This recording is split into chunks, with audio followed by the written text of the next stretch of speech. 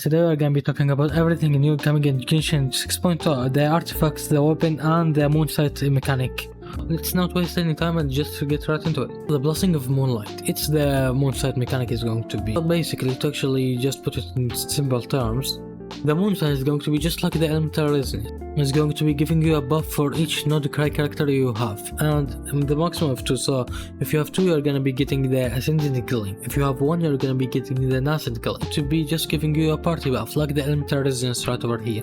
By having the ascendant gleam or the nascent gleam, certain characters in your party are gonna be getting buffs to their kits and imita skill, imita burst, like they are saying right here.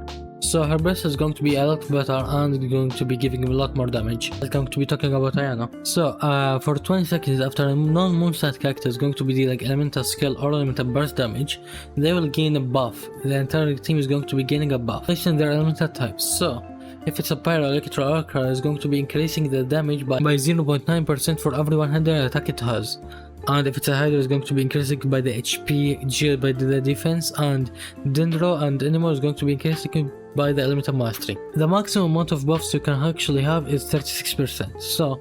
And it cannot stack. So if you have a Pyro and a G character, it will not stack like each one is going to be giving 36% damage. It's going to be just one. And the damage increase is going to be just only for the lunar reaction, not every reaction and every damage type, just for the lunar reactions. I'm not 100% sure about this, but Enifa is going to be one of the moonsight characters, so it will gain the buff because she's from Nodkra. Now that I have quickly explained the moonsight and the nascent gleam state, we're going to be talking about the artifact sets. The first artifact set is going to be Silky Mood Serenade. I think this is how you pronounce it. It's going to be give you the 2-piece energy recharge plus 20%, and the first piece is going to be giving you, when dealing elemental damage, is going to be giving the Gleaming Moon effect. That's going to be giving a character 60 or 120 elemental mastery, while in the next hours in the gleam. So if you have just one node character, we're gonna be getting 60. 2, you're gonna be getting 120. And the equipping character can trigger this off field. So for each gleaming moon effect the party members have, is going to be giving a 10% lunar damage increase. Effects from gleaming moon cannot stack, so it will not stack with the other artifact set like this, Night of the Skies Unveiling. But let's return to this artifact set for just a second. Think about this artifact set is generic, so it will work on any character as long as you have Ascendant Gleam, if you have the effect of Ascendant Gleam in your party. So if you have 2 node characters, so it will be generic. You can actually just use it in any character. It will give them 120 elemental mastery and a 20% recharge and a 10% for each gleaming moon effect. And you're gonna be wondering, what's a gleaming moon effect? How can I actually get a gleaming moon effect? The artifact set is going to be giving you. So if you have this artifact set equipped, it's going to be giving you 10%. If you have this other artifact set, it's going to be giving you another 10%. And it cannot stack, so it will not be 40%, it will just be 20% damage increase. Because this artifact set does have the same buff as the last one. Let's just talk about it for a second. Night of the Skies Unveiling. It gives you as a 2-piece set, is going to be giving you 80% elemental mastery. And the 4th piece is going to be giving you 30% crit rate. When the character triggers the lunar reaction, is going to be giving them 30% crit rate if you have the Ascendant Gleam effect, 50% if you have the Gleam effect, just the nasty gleam effect. And as I talked before, it's going to be giving you a 10% for each different gleaming moon effect in the party. Some characters, I think they said that some characters were gonna be having gleaming moon effect in their kit, not by an artifact set. And weapons are going to be giving gleaming moon effect, so it will stack like it's going to be giving you 30% if you have a character of that, 20%, something.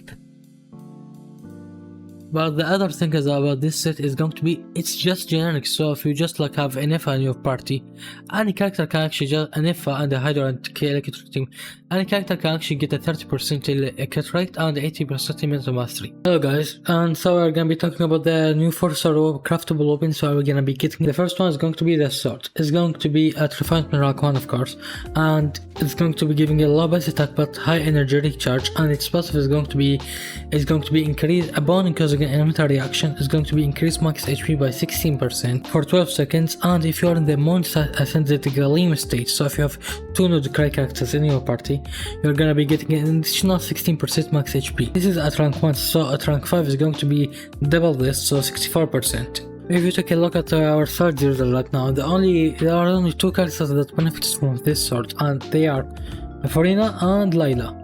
So if you have Farina, this is going to be one of the perfect weapons for her, and Layla.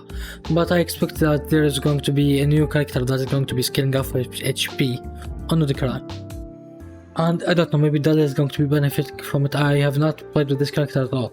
And the next one is going to be an event weapon, a event catalyst weapon you are going to be getting in the new event if you clear it. And it's going to be at Front Marakawan right now, but it's going to be giving you a 510 base attack and a 45% recharge. 46%. And its passive is going to be after using an elemental skill is going to be giving 100 EM. And you're going to be getting this weapon at rank 5, so it's going to be after using an elemental skill it's going to be getting 200 EM. There are a lot of characters that benefits from this weapon, so I'm gonna be just counting them out. There is going to be benefiting Isitlali, Laniani, Muziki, Ifa, Baiju, Wonder, Nahida, and maybe Yanfi, Mona, Sengenome Kokomi, and Sucrus and Lisa. These are the only characters that are going to be benefiting from the AM and the energy recharge. If you want, you can actually just throw it in Shinya, but she will not benefit from Elemental Mastery that much. And now we're to the craftable weapon, and now to the craftable catalyst we are gonna be getting, and it's going to be giving a 221 elemental mastery, and that's a lot of elemental mastery as a base stat, with 444 base attack, and it's going to be increasing the bloom damage and the lunar bloom damage by 12. Lunar bloom damage is going to be 48%, lunar bloom is going to be 12%, and if you're the ascended gleam state, it's going to be an additional 12% to the lunar bloom damage. And this is at Refinement Rank 1. All of the weapon is going to be at Refinement Rank 1.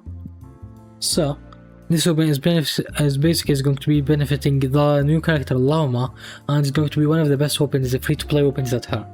But if you don't have Lauma, the only characters that are going to be benefiting from the lunar damage are gonna be Nahida, Baiju, Novelite if you play him, and Sanganome Kokomi, any blue Hydra or Danger character with Nilou, because it will be making the bloom damage be skyrocketing. And now to the next craftable bow. We are gonna be getting the bow is going to be 454 base attack and 61% energy recharge. And if you trigger elemental reaction, is going to be giving you 60 elemental mastery. And if you are in the ascended gleam state, it's going to be giving you 60% additional elemental mastery. And this effect can be triggered off field. I'm just gonna be counting the characters that are good with this weapon. It's going to be they are gonna be Aura, Tignari. Tignari is going to be better just from the elemental mastery, not the energy recharge, because he energy recharges himself very quickly. Farzan, Kolei, Yalan, Kujusara just a little bit, Diana, Venti, Fischl, Amber if you use her. And now to the next weapon, it's going to be a Claymore. It's gonna be just the same weapon as that weapon, just like the passive and the base attack and the energy recharge is going to be the same, but it's going to be for the Claymore characters. I'm gonna just giving you a little bit of a list of the characters that are going to be benefiting from this.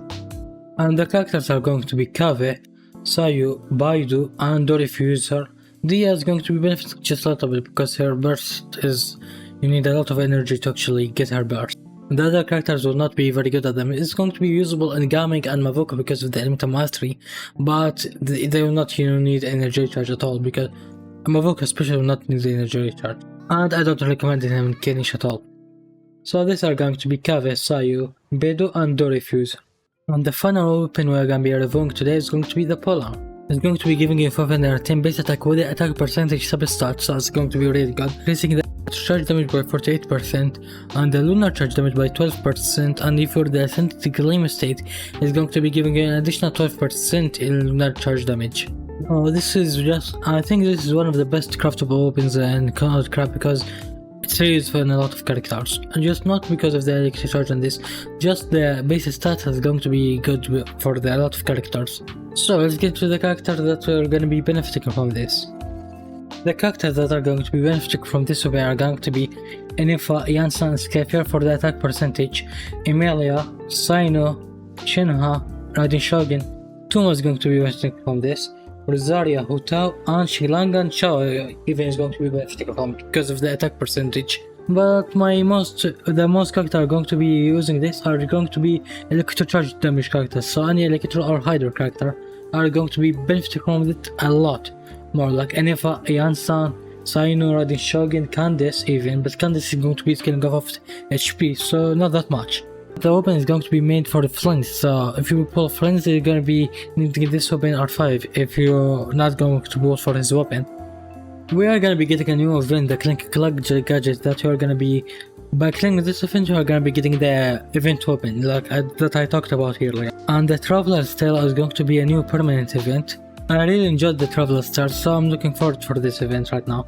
We are gonna be getting a bunch of puzzles that are going to be using the moonsight and a new, I don't know, what's it, part of Kavaki, I don't know how to actually pronounce the name, but we are gonna be using this new part to actually clear so many new puzzles, and they're going to be a lot of fun.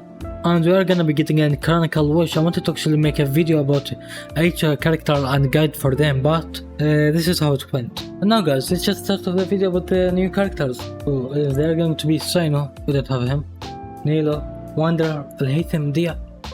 I don't have any of these characters, what the. And for that reason I did not make a video about the Chronicle Watch banner, but if you want to have any character of them and if you like them, just vote for it. And the weapon banners in here are just quite good. Every weapon just gives you a lot of crit rate and crit damage. Even this Nilou weapon can actually be used on a lot of characters. And the Wanderer weapon. So I kinda recommend this weapon banner because there you're gonna be getting, even if you lose a 50-50 in the weapon you want, you're gonna be getting a new weapon that's actually decent. And not get another Skyward Heart. And this is going to be it for the video for today. And it's going to be just a quick guide on everything that is going to be coming out in Natlan just like a few hours or just one day from here, from this video uploaded.